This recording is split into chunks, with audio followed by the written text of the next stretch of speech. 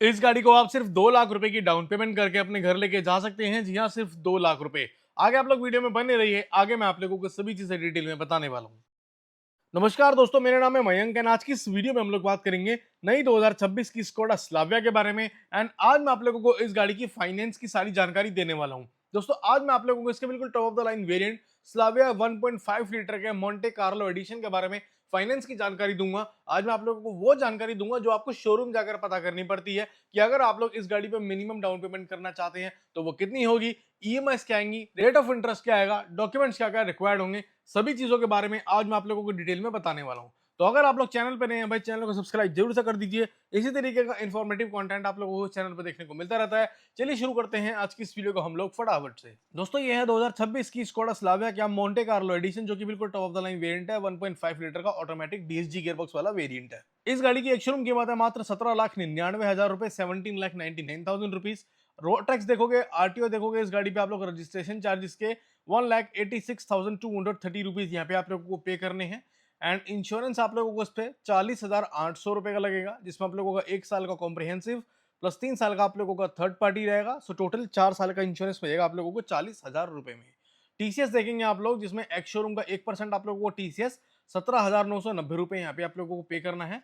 FASTag के 500 रुपए आप लोगों को देने हैं एंड एचपी के 1500 रुपए यहाँ पे आप लोगों को पे करने हैं। तो ये सभी चीजें टोटल करने के बाद ये गाड़ी आप लोगों को ऑन रोड देखने को मिल जाती है 20,46,020 रुपए की। ये है इस गाड़ी की on road pricing in Delhi. And दोस्तों अगर आप लोग यहाँ पे देखेंगे, सिर्फ यहाँ पे आप लोगों को 2 लाख रुपए की डाउन पेमेंट करनी है, 2,04,602 रुपए की। ये जो मैंने यहाँ पे लोन करा है दोस्तों, ये इसका 90% तक लोन किया है, जो कि थोड़ा सा मुश्किल होता है किसी किसी कंडीशन में, जिनका सिविल स्कोर वगैरह सही नहीं होता, जिनकी प्रोफाइल ठीक नहीं होती, उनके लिए। नहीं तो 80-90% आपको लोन इजीली मिल जाता है। अगर आप लोग यहाँ पे 2 लाख रुपए की डाउन पेमेंट कर देते हैं, 20,46,000 में से 2,04,000 माइनस कर दोगे तो 18,41,418 रुपए बनेगा आप लोगों का लोन अमाउंट। ये जो अमाउंट आप लोगों का फाइनेंस होगा, इस पे आप लोगों को ईएमआई पे करनी होती है। अब दोस्तों यहाँ पे अगर आप लोग 90% तक लोन करा रहे हैं तो ये 3 कंडीशंस बैंक वाले आप लोगों पे लगा देंगे।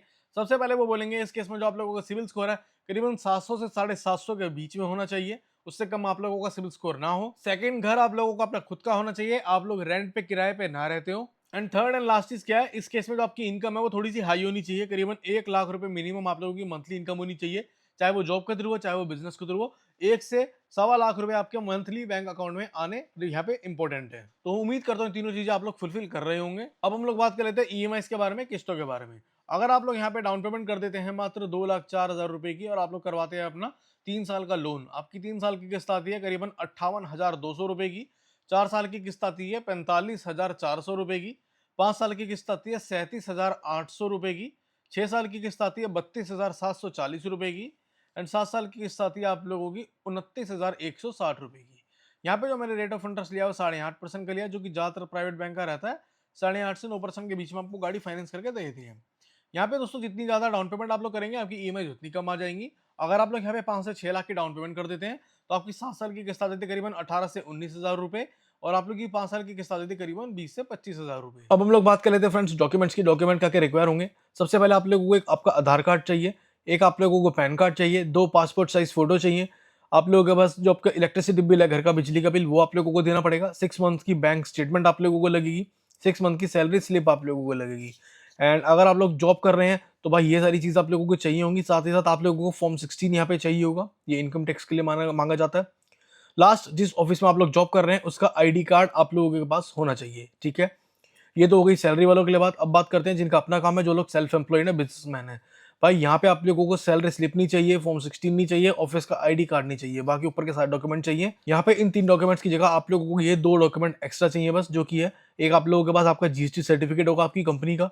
एक आप लोगों को 3 साल प्लस की आईटीआर आप लोगों को दिखानी पड़ेगी, जो कि फिल्ड होनी चाहिए, 3 साल से आप लोग भर रहे हो, ठीक है। तो ये बस सिंपल से डॉक्यूमेंट्स आप लोगों को रिक्वायर्ड होते हैं। तो दोस्तों ये वीडियो आप लोगों को कैसी लगी मुझे कमेंट करके जरूर बताइएगा। आज मैंने आप लोगों को सारी जानकारी दे दी इस गाड़ी की प्राइसिंग और इसके फाइनेंस से रिलेटेड। अगर आप लोगों को ये वीडियो अच्छी लगी, इन्फॉर्मेटिव लगी हो, चैनल को सब्सक्राइब जरूर से कर दीजिएगा। आज की इस वीडियो में इतना ही, धन्यवाद।